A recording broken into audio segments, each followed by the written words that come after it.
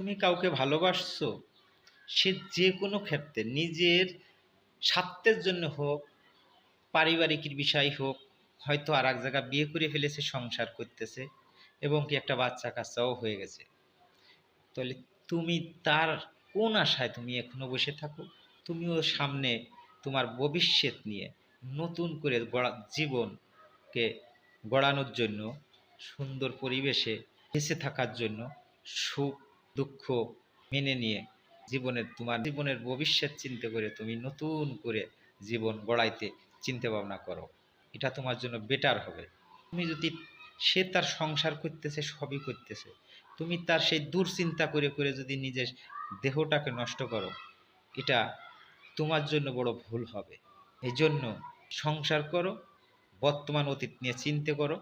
হয়তো কি আমি বলতে পারি হয়তো এটাই, যে স্মৃতি কখনো ভুলে থাকা যায় না, ভোলা যায় না। সেটা থাকুক, যত চাপায় রাখা যায় চেষ্টা করবে